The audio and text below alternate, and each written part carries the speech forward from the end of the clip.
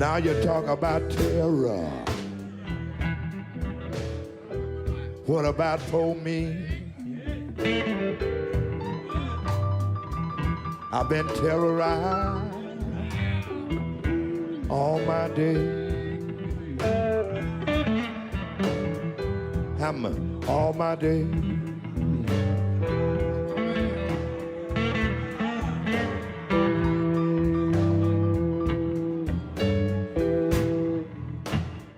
A society that prohibits the capacity to speak in truth extinguishes the capacity to live in justice. Tyrannies invert the rule of law. They turn the law into an instrument of injustice. They cloak their crimes in a faux legality. They use the decorum of the courts and trials to mask their criminality. Those, such as Julian Assange, who expose that criminality to the public are dangerous. For without the pretext of legitimacy, the tyranny loses credibility and has nothing left in its arsenal but fear, coercion, and violence. The long campaign against Julian and WikiLeaks is a window into the collapse of the rule of law, the rise of what the political philosopher Sheldon Wolin calls our system of inverted totalitarianism, a form of totalitarianism that maintains the fictions of the old capitalist democracy, including its institutions, iconography, patriotic symbols, and rhetoric, but internally has surrendered total control to the dictates of global corporations. I was in the London courtroom when Julian was being tried by Judge Vanessa Baretzer, an updated version of the Queen of Hearts and Alice in Wonderland, demanding the sentence before pronouncing the verdict. It was judicial farce. There is no legal basis to hold Julian in prison. There is no legal basis to try him, an Australian citizen, under the U.S. Espionage Act. The CIA spied on Julian and the embassy through a Spanish company, UC Global, contracted to provide embassy security. This spying included recording the privileged conversations between Julian and his lawyers as they discussed his defense. This fact alone invalidates any trial of Julian. Julian is currently being held in a high-security prison so the state can, as Niels Melzer, the UN Special Rapporteur on Torture, has testified, continue the degrading abuse and torture it hopes will lead to his physical and psychological disintegration. The U.S. government directed the London prosecutor, James Lewis. Lewis presented these directives to Baretzer in the court. Baretzer adopted them as her legal decision. It was judicial pantomime. Lewis and the judge insisted they were not attempting to criminalize journalists and muzzle the press while they were busy setting up the legal framework to criminalize journalists and muzzle the press. And that is why the court worked so hard to mask the proceedings from the public, limiting access to the courtroom to a handful of observers and making it hard and at times impossible for us to access the trial online. It was a tawdry show trial, not an example of the best of English jurisprudence, but the Lubyanka. It is imperative that those of us who care about a free press and the persecution of an innocent man, for Julian has not committed a crime, make our presence felt in the streets. I will be in Washington on October 8th with, I hope, thousands of others to ring the Department of Justice to call for Julian's release, an act that will be replicated by protesters surrounding the British Parliament the same day. Joining me from Mexico, where the Mexican president, Andrés Manuel López Obrador, has defended Julian's innocence and offered asylum to the WikiLeaks founder, is Julian's father, John Shipton. So, John, first, just bring us up to date as to where we are. It's a little, I worked very hard to follow it, but it's a little convoluted. It's gone back down to the lower court. Just in that appeal process, can you explain what's happening? Julian's submitted to the High Court an application to get approval to appeal. After Julian submitted his appeal, the United States has 8 weeks from that date to submit their arguments. And the United States have asked for a 4-week extension, so they want 12 weeks. I guess that'll take it up to past the midterm elections. For some reason or other, they want to do that.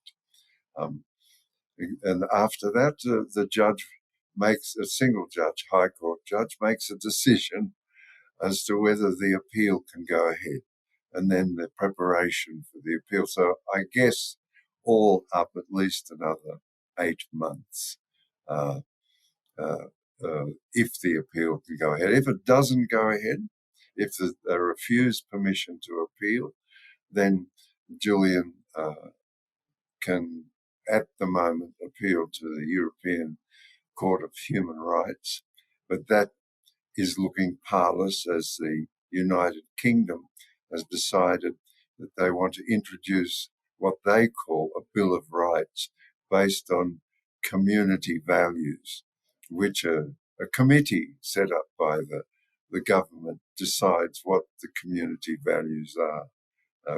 It is a convoluted movement towards a sort of arbitrary lawlessness, depending upon what the committee decides this day or that.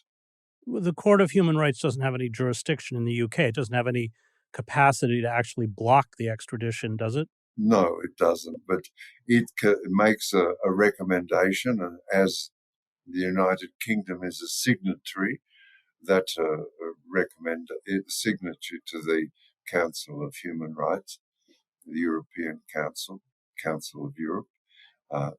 They so far have taken seriously the declarations of the European Court of Human Rights and acted upon them. I assume in the case of Julian, they seem determined. They seem to be an equal participant. Many people make observation that the United Kingdom is a cat's paw for the United States, or a proxy, but from their behaviour, which you just described, and their malice and intent, they are equal partners in this, or more than equal partners in this persecution. I just remind everybody that in the Nuremberg Code, the first element is that if you commit a crime, you can't say somebody asked me to do it or ordered me to do it. The committing of a crime falls upon your shoulders. So it is with the United Kingdom Crown Prosecuting Service and those judges, Judge Taylor, Judge Snow, and Judge Arbuthnot, and finally Judge Baritza, who have taken these decisions and, how can we say, turn the whole thing into an unfolding, rolling star chamber. Well, Baritza didn't hide her malice. I mean, on just petty little stuff. For instance, they put Julian in this plastic box, or, plexiglass box, where he couldn't really hear the proceedings, and his defense attorneys asked that he be allowed to sit with them, as any defense anybody can in a court of trial, and the prosecution didn't object, and she wouldn't let him out. Yes, that was the most extraordinary thing, that Julian had to get on his knees and whisper through a 30 millimeter crack into the ear of the barrister on the other side, who was standing on their tiptoes to give instruction. It was just a comedy. Well, a cruel comedy, but not only that, Julian, as you remember, spoke up once, and the Judge Baritza said, you have two barristers, two able QCs to speak for you. You must sit down. If you speak again, you'll be taken to the cells below the court and the hearing will continue. Julian is held in, as you mentioned, a maximum security prison incommunicado. He cannot communicate, and that is a deliberate act of the Crown Prosecuting Service because, as you know, Julian's support and his voice would carry around the world. So held incommunicado, and with malicious intent, unable to give instructions to his barristers in the court hearing. On what issues is he are the lawyers basing the appeal? Because they're not they are the issues that were not addressed by the high court. Perhaps you can explain what it is he's appealing. So there's 18 charges in all. 17 of them are under the Espionage Act, and one of them is a computer intrusion charge.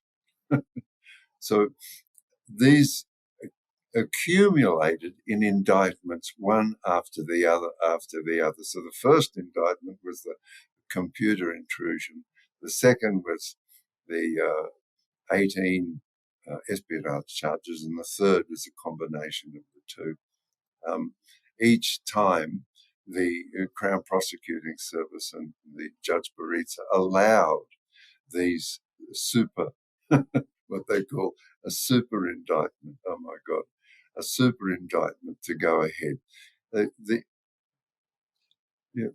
I guess after a while, words fail you how to describe this grotesque and monstrous injustice that's carried on before our eyes. And as Professor Nils Melzer describes, a slow motion death before our eyes, a slow motion murder, he said, before our eyes.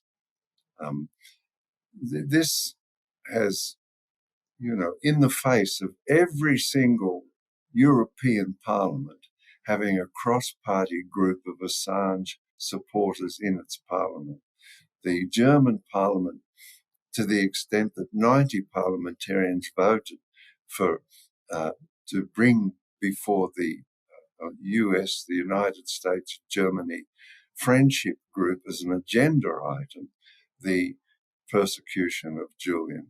The French Parliament spent an hour debating Julian's circumstances.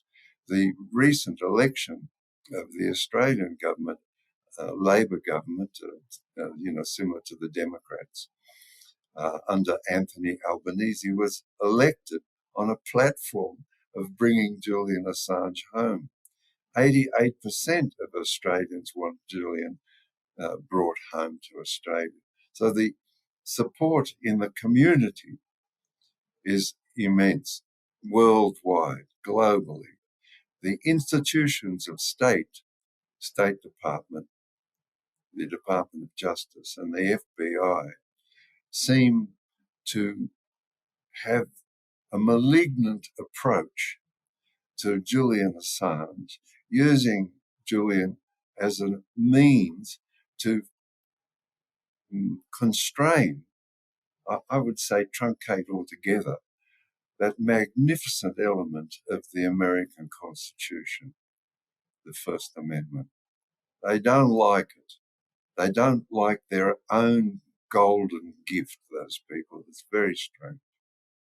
Do you think that the persecution of Julian, it appears, was ramped up after WikiLeaks published Vault 7? This was the leaked information about how the CIA could hack into smartphones and cars and everything else. Do you because the Obama administration did not call for the extradition of Julian, but this changed under the Trump administration, Mike Pompeo at the CIA. Do you see that as the kind of turning point, or do you think this was always the intent? I think it was always the intent, but the fellow like Mike Pompeo thought that he'd lever support from the institutions of state, particularly the CIA, if he put his weight behind it. That's what I think. As opportune, he's just an opportunist and not much good at being Secretary of State, nor was he any good at running the CIA. You will see that the CIA, a total of 30 CIA members, either past or serving, I think 9 serving out of the 30, leaked, or how to describe it, gave evidence of the plans of the CIA in the uh, in the spying on Julian and their proposals to either murder or kidnap Julian, and their arrangements with MI5.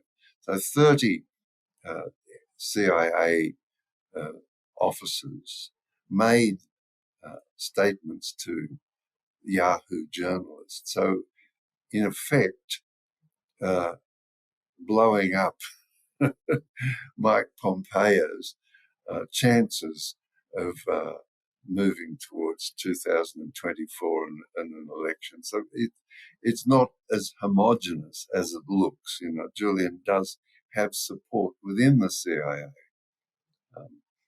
Those elements. Sorry, go on. No, that's right. I just want to talk about the conditions under which he's held, which are, I mean, first of all, I don't even understand how they can hold him. Is he in there on a bail violation? I mean, the whole thing is, and he's in the highest security prison in the UK. But talk about the conditions.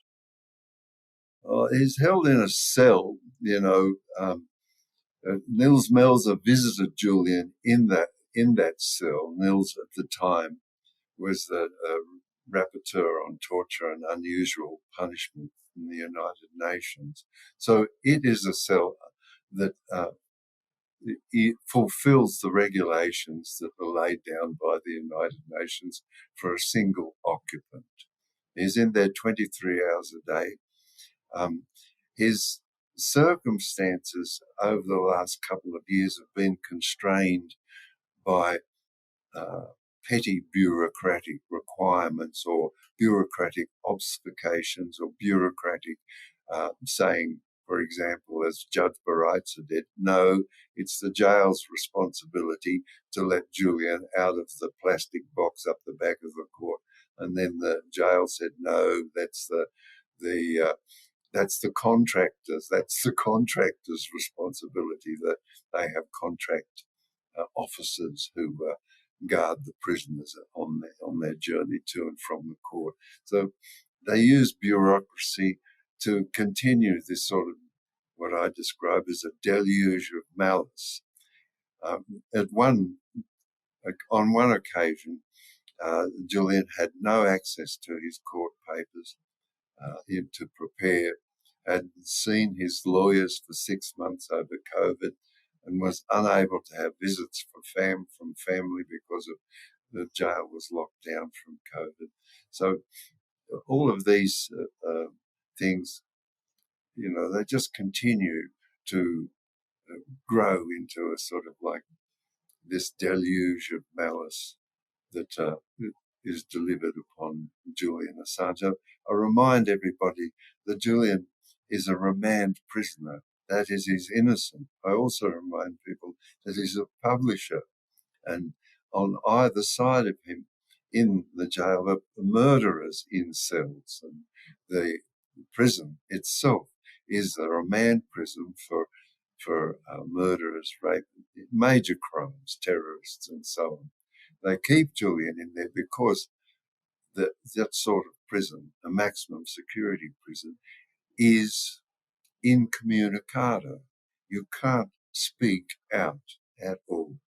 And that is their intent with Julian. He's suffered from serious health issues. He's had minor strokes, came out in court that he's had psychotic episodes. Of course, we have to acknowledge that he was already 7 years locked up in the Ecuadorian embassy after being granted political asylum by Ecuador. But then, of course, the UK would not allow safe passage from the embassy to Heathrow Airport. I just don't know how he endures what is now over a decade of this kind of systematic abuse. And I think, as Nils Melzer said, this is totally the intent.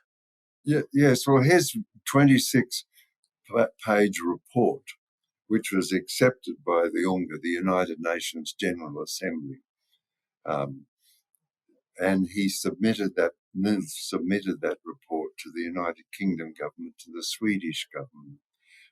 The Swedish government was a little more how can we say, responsive to Nils. The United Kingdom government used several bureaucratic obfuscations to cause Nils some discomfort, but Nils, in interviewing Julian in the jail, just used reserves of patience. For example, Nils, after completing examination of Julian, asked to see the prison governor, but the prison governor had gone home early that day.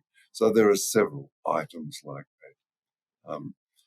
It's really difficult because Nils Melzer is a United Nations officer, and the United Kingdom is a member of the United Nations. And as a member of the United Nations, the United Nations officers are treated with dignity and given access. That's their job. That's his job, is to go to the jails. So it's really difficult to understand how the authors of these magnificent civil artifacts from the late 20th century, the United Nations, the covenants on covering, there's the Geneva Conventions and Conventions of Asylum, all of these wonderful covenants. The very authors of those covenants have abandoned them completely. I remind you can remind us clearly because it's your area. In 1948, the Eleanor Roosevelt and Herbert Bear Everett, the president of the United Nations at the time, brought about the Universal Declaration of Human Rights and adopted it into the United Nations. Equally, in 1958, they adopted the Conventions of Asylum, which were ratified under the authorship of Australia in 1973 by the UNGA, the United Nations General Assembly. These magnificent artifacts, they've abandoned. For what reason, we just cannot understand. Well, I remember in Niels Melzer's book, which I recommend to everyone, I think is probably the best book on the case, he talks about the disrespect that is visited upon him when he goes into Belmarsh, and contrasts that with all sorts of tyrannies around the world. And as you mentioned, he said that it was unheard of that this, of course, visit was set up well in advance, that the governor of the prison decided not even to be there. I want to talk about how we're going to resist. I think there are many flagrant examples in the judicial process that in any kind of normal trial would have seen this thrown out of court. I mean, destroying attorney-client privilege, trying to try somebody who's not even a U.S. citizen under the Espionage Act, et cetera, et cetera. And the importance of what's going to happen on October 8th in Washington, and I will be there.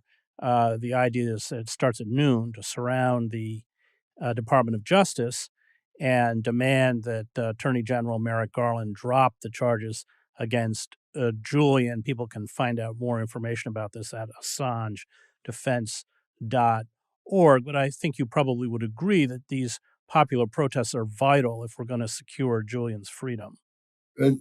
Yes, the street actions are just wonderful. They're going to surround Parliament in Washington, in London, in DC. They're going to surround the Department of Justice, and in Australia they're going to cross the Princess Bridge in Melbourne, and so on in Sydney, and so on in Paris, and so on in Berlin. The upwelling of, what would you call it? There is a moral trajectory to life which has been abrogated completely in the case of Julian Assange.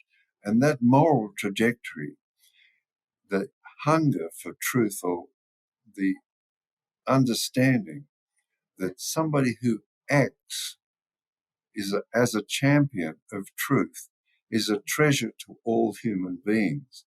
The understanding of that fills, if to use a religious word, the soul, or if to use a secular word, the social mores of societies. And this seems to me, because the upwelling is significant right around the world, this upwelling of support, it seems to me that this is a moment, a historical moment, where the degradation and collapse into barbarity of the last 20 years has finally worked its way into our societies as an understanding that this cannot go on. The flux of life will not permit ongoing barbarity. And so we use Julian Assange as a symbol of that. That seems, after my experience of the last 5 years of constant speaking to people, it seems that that is the motive. It's hard to grasp. There are no metrics for it except our sensibility. And I adumbrate that our sensibilities have been so inflicted with this decline into a barbarous nations, equal for my nation, Australia, the UK, and the United States. It's a sort of a global Western phenomenon, as you can see in Germany and France. They're indifferent. They've become indifferent. The distance between the governments and the people, in particular example, is the Yellow Vests, where several of them were killed for corner protests and many hundreds blinded by rubber bullets. Similarly, in Germany, the political class is completely indifferent to the coming collapse of German industry without energy supplies. So Julian Assange, a truth seeker, a person who brings truth to us, is a symbol that we can grasp, and that our social sensibilities or soul feeling, if you're religious, can imbibe on that. And consequently, we do join hands and form a bridge or a circumnavigation of the Department of Justice. And we should be clear, because I think it's often lost on many people, that the WikiLeaks documents revealed the corruption, the cynicism, the manipulation, the abuse internally in governments around the world, in Tunisia and Haiti. And this was tremendously empowering to people around the globe, because the veil was ripped back on what their rulers were doing to them. It was an extremely important global moment. Yes, as I'm in Mexico City now, and having followed the history of South America just as an interest, not as a study, over the last 30 years, one can see now, after the revelations, particularly of the cables, the form and structure and administrative structures of countries in South America have undergone significant changes, and Mexico is becoming a vibrant industrial society, and I think even to the extent they're contemplating manufacturing transistors here from wafers. This is the foremost technology on the earth, and they're contemplating that here. This wouldn't have happened under the crude administrations prior to the revelations in the cables. You get to know how it is that your government administers and what they do in order to administer and how that power is distributed, who distributes the power, and why do they distribute the power in a particular area. And why is it that one country, for example, Canada, can have single payer medical care and Mexico can't have single payer medical care? So they get to understand that, in the United Kingdom, where I go frequently, the contemplation of nationalisation of a strategic mineral is impossible to think about. It's unthinkable. It's sort of a taboo. But here, the government of Mexico, under Obrador, has just nationalised lithium, which is a strategic metal. It's, again, it's only measurable over the expiation of time. You can see the changes, and you can characterize it that the pink tide rolled in about 10 years ago, 15 years ago, and then it was repressed. And now the pink tide arises again. So the community feeling in South America rises again to the surface and carries the communities here into a future which has more participation by the people and less authoritarian impulses from governments. Well, we have a lot to learn from the global South. That was John Shipton, father of Julian Assange. We're talking about the event on October 8th in Washington at 12 noon to surround the Department of Justice. I will be there demanding that Merrick Garland drop the charges against Julian Assange. You can find out more about that protest at assange.org. I want to thank the Real News Network and its production team, Cameron Granadino, Adam Coley, Dwayne Gladden, and Kayla Rivera. You can find me at chrishedges.substack.com.